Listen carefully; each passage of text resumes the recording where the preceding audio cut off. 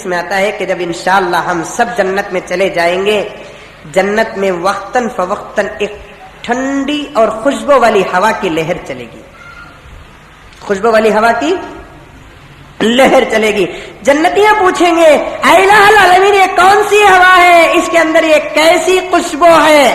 تو اللہ تعالیٰ فرمائیں گے کہ میں دنیا میں روزداروں کی منہ کی بدبو کو جمع کر کے رکھا تھا، اسی کو میں ہوا میں ملا کر تمہارے لیے روانہ کر رہا ہوں۔ جنت میں روزدار کی منہ کی بدبو مشک سے بدل کر چلے جائے گی۔ کما کتب علی الذین من قبلکم، روزے تو ہمارے بھی، روزے بھی اس امت محمدیہ کے بھی، لیکن ہمیں جو آفر ملا اس پیغمبروں کی امتوں کو نہیں ملا۔ ان آفروں میں سے پہلا آفر کیا ہے کہ منہ کی بولو، اس کے واسطے سحر میں برش کرنا چھوڑ ڈالنے جاتے ہیں، نہیں، برش کرو، پیش کرو، کولگیٹ استعمال کرو، پیپسوڈنٹ استعمال کرو، مسواک استعمال کرو۔ ہم نے اتنا وقت ملتا کیا یہ بولو، اول ملتا کیا؟ کتنے بجے سحر ختم ہوتا؟ 4:40 پر 6 کو ختم ہوتا۔ میں کل رات بھی بولیا، اس سے پہلے بھی بولیا، اور ہر جگہ بولتا رہتا ہوں کہ 20 منٹ پہلے سحر ختم کرنا ہے۔ کتنے منٹ؟ 4:40 پر 6 منٹ میں ختم ہو رہا ہے، تو 30 پر 6 20 پر 6 آخری ٹائم اگر لے لیں گے تو کم سے کم 4:30 بجے مکمل ہماری سحری ختم ہو جانا چاہیے۔ یہی عین سنت کا وقت ہے۔ ہمیں اٹھتے ہیں 4:30 کو، 10 منٹ میں سپر فاسٹ بن جاتے ہیں، ہمیں فاسٹ بھی نہیں، ایکسپریس بھی نہیں، نماز میں پاسنجر، قرآن میں پاسنجر، عبادت میں پاسنجر، لیکن سحری میں آ گئے تو ایکسپریس بھی نہیں، فاسٹ بھی نہیں، سپر فاسٹ۔ 10 منٹ میں انہیں کھاتا کیا اللہ بہتر جانتا ہے، زر ڈال ڈبل۔ ارے منہ دھو لو جی، نہیں، مزمل صاحب بولے منہ کی بدبو اللہ کو پسند کرتے۔ اللہ اللہ، یہ کون سی بدبو؟ یہ بدبو نہیں میرے دوست۔ 3:30 بجے اٹھ جاؤ، بولو انشاءاللہ اٹھیں گے۔ اطمینان کے ساتھ منہ کی صفائی کرو، بولو انشاءاللہ کریں گے۔ اس کے بعد میرے دوستو 4 رکعت تہجد نماز پڑھ لو۔ 11 مہینے پڑھنے کا موقع نہیں ملتا تو کم از کم رمضان میں تو پڑھ لو، بولو انشاءاللہ پڑھیں گے۔ اس کے بعد قرآن اٹھا کر بیٹھ جاؤ، پڑھنے بھی نہیں آتا تو دیکھتے ہوئے بیٹھ جاؤ، ذرا سنو، پڑھنے بھی نہیں آتا تو کم از کم دیکھتے ہوئے بیٹھ جاؤ۔ اس کے بعد اطمینان سے 4 بجے گھسو، کہاں؟ فیلڈ میں۔ سمجھ میں آئی بات؟ وہاں بھی بالر بن جاتی ہے، ہمیں بیٹسمین بن جاتے ہیں، انہیں پکا کر ڈالے گی، ہم کھائیں گے، کھاؤ، کوئی حرج نہیں ہے۔ اطمینان سے کھا کے فوراً ختم کرو۔ اس کے بعد فوراً مسجد کی طرف رخ کرو، مسجد کو آؤ، فجر کی نماز پڑھو۔ پہلے میں نے عرض کیا تھا کہ رمضان ہو یا غیر رمضان، فجر کی سنتیں کہاں پڑھنا ہے؟ گھر میں پڑھنا ہے، گھر میں سنت پڑھو۔ اور ان سنتوں میں کثرت کے ساتھ قل یا ایھا الکافرون مٹتی تھی کہ میرے آقا فجر کی سنتوں میں ایک رکعت میں کبھی 15 20 مرتبہ قل یا ایھا الکافرون اور قل ھو اللہ احد پڑھا کرتے تھے۔ فجر کی صورتیں گرچہ کہ چھوٹی ہوتی تھی لیکن مقدار قیام کا لمبا ہوتا تھا۔ جتنی آپ کی طاقت ہے پڑھ کر فجر کی نماز کو مسجد میں آ جاؤ۔ اب مسجد میں آئیں گے تو فجر کی فرض نماز پڑھنے کا موقع ملے گا، لیکن اکثر مساجد کا یہ حال ہے میرے دوستو، اکثر مساجد کا یہ حال ہے کہ رمضان المبارک کی فجر کی فرض نماز بڑی شارٹ ہوتی ہے نہیں ہوتی ہے؟ ہر مسجد میں 5-6 منٹ میں فجر کی نماز ختم ہو جاتی ہے۔ کیا مصیبت آ گئی؟ رمضان المبارک نے کیا کر دیا کہ رمضان کی فجر کی نماز مسجد کے ائمہ بڑی چھوٹی پڑھاتے ہیں۔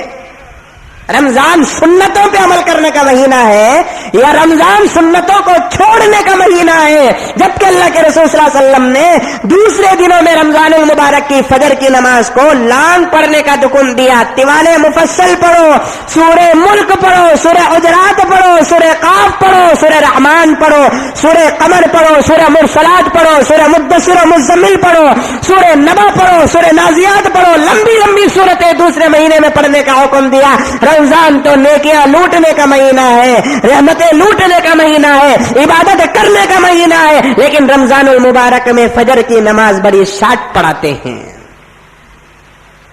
ائمہ کی یہ بہت بڑی کمزوری ہوتی ہے، لمبی پڑھاؤ. بعض ائمہ مجبور، کیوں؟ نئی کمیٹی کا حکم ہے کہ نماز ذرا جلدی پڑھا ڈالنا. نہیں، یہ ظلم ہے رمضان المبارک کی فجر کی فرض پر جو اماموں کے طرف سے ہوتا ہے. 10-15 منٹ میں کون سا پہاڑ غارت ہو جائے گا، کون سی دولت تباہ ہو جائے گی. اگر ائمہ یہاں بیٹھے ہوئے ہیں یا میری آواز ائمہ تک جائے گی، وہ رمضان المبارک میں کم سے کم قرآن پاک کا ایک صفحہ تو پڑھ کر حق فجر کی فرض کا ادا کرو، نبی کی سنت کا ادا کرو. لیکن آدھے آدھے صفحے میں، پاؤ پاؤ صفحے میں ہماری فجر کی فرض ختم ہو جاتی ہے. اللہ حفاظت فرمائے.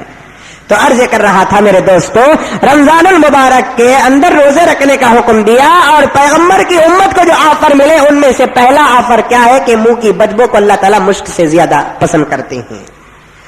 دوسرا آفر یہ ہے کہ ہمارے لیے سمندر کی مچھلیاں مغفرت کی دعا کرتے ہیں. سمندر کی مچھلیاں. شیخ الحدیث زکریا صاحب رحمۃ اللہ علیہ نے لکھا ہے، سمندر کی مچھلیوں کو اللہ کے رسول صلی اللہ علیہ وسلم خاص کرنے کا مطلب یہ ہے کہ بری زمین سے زیادہ مخلوق سمندر کے اندر پائی جاتی ہے. لاکھوں کروڑوں مچھلیاں، اربوں خربوں تعداد میں مخلوقات اور تعداد میں مچھلیاں پائی جاتی ہے. روزہ ہم رکھیں گے اور ہمارے واسطے دعا سمندر کی مچھلیاں کریں گی. مچھلی معصوم مخلوق اور آلریڈی حلال مخلوق، اسے ذبح کرنے کا حکم نہیں ہے، اسے صرف پانی سے نکال دیں گے، اس کا حکم ذبح کا ہو جائے گا. بڑی پسندیدہ، اللہ کے رسول صلی اللہ علیہ وسلم بھی بڑے شوق سے کھایا کرتے تھے مچھلی کو، اور اللہ تعالیٰ کی بڑی مقبول ترین مخلوق بھی ہے. اللہ تعالیٰ نے حضرت یونس علیہ الصلوۃ والتسلیم کو رکھا تو مچھلی کے پیٹ میں رکھا. بڑی فضائل بھی ہے مچھلی کے، اور ایسی مخلوق روزہ رکھنے والے کو دعا کرے گی. معصوم کی دعا اللہ تعالیٰ بہت جلد قبول کرتے ہیں.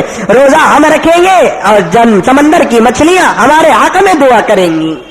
یہ دوسرا آفر ہے نبی کریم صلی اللہ علیہ وسلم کی امت کے لیے. میں آپ کو دعا کروں گا یہ اور بات، آپ میرے لیے دعا کریں گے یہ اور بات، لیکن یہ خاص بات ہے کہ سمندر کی مچھلیاں روزہ رکھنے والے کو دعا کرتی ہے. تیسرا آفر کیا ہے؟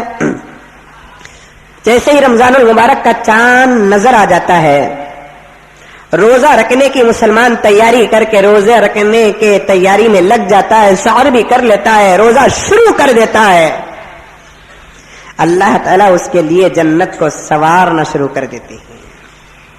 سنوارنا شروع، جنت تو پہلے سے سنوری ہوئی ہے، مزید سنوارنے کی ضرورت نہیں ہے. لیکن اللہ تعالیٰ کو اس کا سنوارنا کس انداز سے پسند آ رہا ہے اللہ تعالیٰ بہتر جانتے ہیں کہ یہ بندہ میرے لیے تکالیف کو برداشت کر رہا ہے، یہ مرنے کے بعد آئے گا تو اس کا ٹھکانہ جنت ہے، اس کے لیے جنت کو سنوارنا ہے.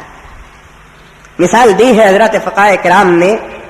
ایک صاحب کا بہترین خوبصورت گھر ہے، لیکن جب بیٹے کی شادی ہوتی ہے تو وہ اپنے گھر کی خوبصورتی کو اکتفا نہیں کرتا، بس نہیں کرتا، بیٹے کی خاص کمرے کو ایکسٹرا سنوارنا شروع کر دیتا ہے، کیونکہ یہ بیٹے کی شادی ہوئی ہے. اسی طریقے سے جنت پہلے ہی سے آلریڈی سنوری ہوئی ہے، لیکن روزدار جب روزہ رکھتا ہے تو اللہ تبارک و تعالیٰ اس کے لیے ایکسٹرا سنوارنا شروع کر دیتے ہیں، اور سنوارنے والے ملائکہ ہوں گے اور سنورنے والی چیز جنت ہوگی، اور اللہ تبارک و تعالیٰ ہمارے لیے اس جنت کو سنواریں گے. یہ تیسرا آفر ہے. چوتھا آفر کیا ہے؟ ہمیں روزہ رکھ کر گناہ نہیں کرنا. ہمیں جو گناہ کرتے ہیں نا، شیطان کی شرارت سے کرتے ہیں. اللہ کو پسند نہیں کہ میرا بندہ روزے کی حالت میں گناہ کرے اور اسے شیطان گناہ کرائے. اللہ تعالیٰ چاہتے ہیں کہ میرا بندہ روزہ رکھتا ہے تو مکمل میرا ہو جائے. اسے ستانے والا، گناہوں پر ابھارنے والا وہ آزاد نہ رہے، اسے قید کر دیتے ہیں. رمضان کا چاند دکھتا ہے تو شیطان کو قید کر دیتے ہیں. یہ چوتھا آفر ہے. شیطان قید ہو گیا، بند ہو گیا شیطان، اب ہمارے پیچھے نہیں ہے. اس کے باوجود اگر رمضان المبارک میں گناہ کر رہے ہیں تو کل قیامت میں ہم شیطان پر الزام نہیں لگا سکتے. شیطان کہے گا کہ اللہ یہ رمضان میں داڑھی منڈایا, یہ رمضان میں ٹی وی دیکھا, یہ رمضان میں زنا کیا, یہ رمضان میں سود کھایا, یہ رمضان میں جھوٹ بولا, یہ رمضان میں جھگڑا کیا, تو اس کے رمضان کے گناہ میں میرا ہاتھ نہیں ہے, یہ تو اس کا پرسنل عمل ہے. مجھے تو قید کر دیا نا. شوال, ذوالقعدہ, ذوالحج, محرم, سفر, ربیع الاول, ربیع الثانی, جمادی الاول, جمادی الثانی, رجب, شعبان میں اگر گناہ کیا تو ہو سکتا ہے کہ اس کے پیچھے میرا ہاتھ ہے, لیکن رمضان میں گناہ کر رہا ہے نا, اس کے پیچھے میرا ہاتھ نہیں. تو مجھے قید کر دیا نا, مجھے تو اپنے جیل میں ڈال دیا نا. اللہ تعالیٰ ہمارے روزوں کی حفاظت کے لیے سرکش شیاطین کو قید کر دیتے ہیں, لیکن پھر بھی ہم مسلمان رمضان المبارک میں گناہ پہ گناہ کرتا جا رہا ہے. ہمارا قسم کے گناہ